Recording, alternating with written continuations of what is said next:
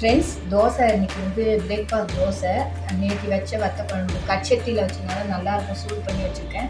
அதுக்கப்புறம் நேற்று தொகையில் அரைச்சேன்ல ஃப்ரெண்ட்ஸ், அதில் மறந்துட்டேன் அவசரத்தில்.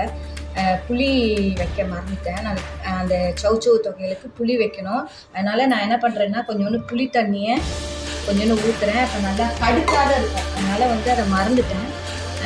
நீங்களும் அதை மாதிரி பண்ணுங்கள். சௌச்சௌ தொகையிலுக்கு புளி வச்சு அரைங்க. ஓகேவா?